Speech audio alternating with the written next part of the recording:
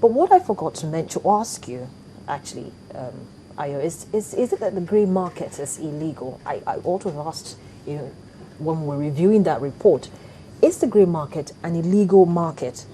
Suppose an importer just, was just able to get the products from a cheaper source. Would that be wrong? Well, the grey market importation is illegal in the sense that you're bringing in products through unauthorized channels. You're not actually authorized to bring in those vehicles. And you're bringing in vehicles that do not meet specifications necessarily for this country. So, in other words, you're causing moral hazards. You're bringing in vehicles that are costing people more money than they need to spend. For instance, if those vehicles break down, you have to think about the downtime and the cost of, and the loss of productivity that you would have, in the sense that these cars actually do not meet specifications. You may not be able to find spare parts, for these vehicles. I was just going to ask, yes, because you see, if we have vehicles like that which are not up to certifiable standards coming into the country, do we also have issues as regards getting parts for such cars? Yeah, I think if you want me to. Yes. The role of authorized dealership is that when you get to own a franchise, you go through a rigorous interview, negotiation, and you're authorized. You have to put investments down in terms of infrastructure, people, and processes. And when you have that in place, you are granted an authorized dealership to bring in particular vehicles. So when you have that certification, you can bring those vehicles while they are in your market. But when vehicles come into your market, they are not authorized. You will not be able to support them, because from warranty point of view, when the vehicle breaks down, the vehicle might be meant for another region altogether. For example, the vehicle was supposed to go to Brazil and is in Nigeria. They've manufactured that vehicle with some conditions, some framework in mind that vehicle will go to Brazil. Some issues will have been done about the environment there, and it's not meant for our market. And so when the vehicle comes to this market, that vehicle cannot be supported. So you've lost your warranty. Imagine investing 8 million naira in an SUV, and you buy it from somebody who is not an authorized dealer, a grey market, for example, and you have just an issue. You cannot even program the vehicle. You cannot do some very few little things on the vehicle, and the vehicle, you are just having that downtime of that vehicle. So invariably, we can't get parts for such vehicles. You might not be able to get parts for such vehicle, and sometimes, worst of it is that sometimes some part of the vehicle are retrofitted. Retrofit means when the vehicles are come because the person is not an authorized dealer, he gets into the market, the vehicles are not up to spec, he tries to buy a DVD, try to fit at the back of the vehicle, and DVD is programmed in Chinese language, try to put some additional accessories, maybe for example the tires, for example, or the wheels of the vehicle, so he put something else. And so when he does such retrofitting activities on those vehicles, the safety is compromised. And so you hear SUV somersault on the road. Some of those things are So who is actually responsible for this grey market phenomenon? Who is encouraging it? I think it's more. It's a very good question. I would probably assume it's a society. We think we want to buy cheap, and without taking into consideration the long-term ownership of the asset, and also I use the first word, free enterprise environment. And so some people have access to funds that are not, in quote, genuine. And the only trade they think they can do that can make them fall into the class of society respect is to assume the role of authorized to be a motor dealer. And when you go abroad, nobody asks you where you're taking the vehicle to. You buy them, keep them sometimes, and you now bring them out. A painful aspect of this is not the issue of bringing them in and paying the right duty. You bring this vehicle in, you declare the vehicle, and that's where the revenue loss is becoming a challenge. A man buys a vehicle in the US for $45,000. He looks around and gets an invoice of $5,000 to bring in this vehicle. The duty loss from a 20% of $5,000 is different from a duty loss from a $35,000. And so you see, a $35,000 is almost 6 million naira. 35% of that is empirically is less than what you charge for a $5,000 on an invoice. But has anything actually been done to check this Yeah, trend? currently the Minister for Finance had suggested some form of collaboration with some ports in the U.S. to prevent some of those things. But you know, our people are still doing some circumvention. You know, I don't know how to put it. They say they're going to circumvent the channels and go through other ports. They may do some intermediate import. Somebody will have a roll-on-roll badge, maybe in the Middle East, and he assumed that their vehicle is going to the Middle East. And from there, they jump the vehicle, just like entering a vehicle and stopping from another point and going to another point. So there are quite a number of channels the guys are coming through. So well, definitely the authorities, you know, you just mentioned the Ministry of Finance and some other people who have been working together to ensure that this thing is curbed. Have there been any sanctions of any, has anybody been caught? That's the first thing. And if anybody has been caught, has any sanction been meted out? At one time, the customs were doing what we call the showroom-to-showroom search, which at that time was very, very important. I mean, This was how long ago? It was about a year ago, or thereabout. And that would be one of the very easy way to get at grey import. You ask for the invoice of the vehicle, and you can know from that vehicle with chassis number. By putting the chassis number by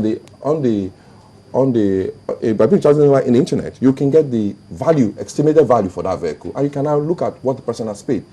If you can forfeit that, if you can forfeit those goods, that will remain one very strong sanctions on grey importers.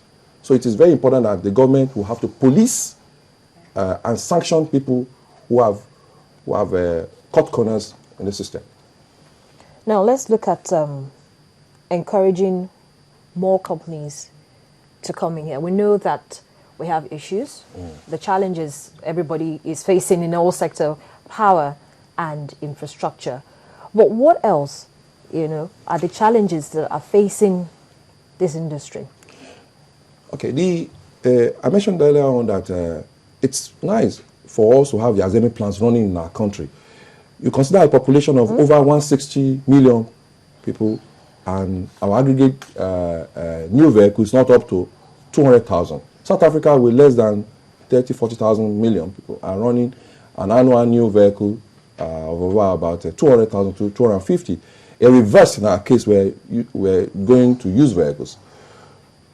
The challenge will be finance, cheap access to fund, and I think the BOI is mandated to collaborate with the National Automotive Council. Before this time, every importer pays 2% on new vehicle, and that goes to what they call National Automotive Council charge, which is pulled together as a pool fund that is warehoused probably by Bank of Industry. But do people have people actually, you know, made efforts to take these funds? There will be. I know for you to take such funds, you must show strong indication that you are going to do manufacturing in the country. But the near collapse status of the automobile industry is what is impinging on this business. For you to have, you know, when you say automobile assembly plant, it's an assemblage of different systems and technology put together. There are over 2,000 parts in a vehicle, which means you are going to encourage small bits of manufacturers all around, as they call in the world, clusters, supporting that industry and going also into export of those parts to other parts of the world where they are needed.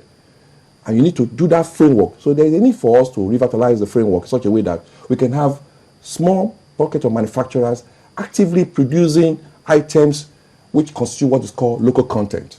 And that local content was what Obasanjo did in the past, trying to do what is called backward integration. The assembly plant was the leap into technological transfer that the government had, and from there go back into encouraging people to produce parts. And that's why the likes of Nnewi is very, very good to encourage. With Nnewi then, they were radiator producers, they were producers of small components, bolts and nuts that were, and other parts of the vehicles that were coming up. And with the, like I said, we have lost some form of value chain addition to our business. The petrochemical is here to do some thermosets. We will have gone from the current status of petrochemical industry where we just produce only probably called, I don't know why it's probably called olefin. And that's the only thing we're doing. We should have gone to thermosets, we should have gone to ensuring that the glass industry is produced. Batteries were produced here before. Batteries was produced at Exide in Ibadan before. So it's not that we don't know what to do. It's to encourage those small bits of industry that form a cluster that will enable us do some manufacturing here. Of course, you know, because a lot of people have issues with patronizing Nigerian producers because they feel that the products are substandard. So is anything being done to encourage these, you know, SMEs who are going to be producing such things to do them according to what is obtainable globally? Yeah. It's very important that I must commend the current Director General of the Standard Organization. As a professional, he knows his honors. He knows what the right thing to do. He's an industry man, so it's not a question whether somebody is blowing his horn here. He knows what standards there are. You amaze you that there are standards in this country which are benchmarking international standards. And so for automobile industry, with the current knowledge, we are in a knowledge economy. So it's possible that the manufacturer of those same products will come here. And those people will not come here and compromise standards. If Exide, for example, is manufacturing in any part of the world, it will be the same Exide that would be used here. So there is what is probably called in quote universality of production. So that standard will be maintained across the board. I'm sure the Nigerian Standards Organization has written standards for you to have your product. You have to have a product certificates for you to produce. And once you don't have a SON number, you cannot get that product on the market. So it is, the regulations are there, the organization, the structure, the infrastructure, and the enabling framework that encourage local production, and that encourage other activities in the industry to flourish. The industry will come to limelight in a few years to come. I just want to mention that apart from what you see in telecoms now, the revolution you see in telecoms, automobile industry can employ more than that number. A lot more than what you see, the numbers you see, because of the fact that it permits to many parts of our assets and life. Okay, thank you so much, Oseme, and thank you so much, Ayo, for also coming on the program. I'm very sure this is not the last we've heard about this report. There's definitely going to be another report that's going to come out, because we need to know, you know, you've done a projection of 4 years, you've looked at a 4-year period, and this is what we've come out with, 90 billion naira.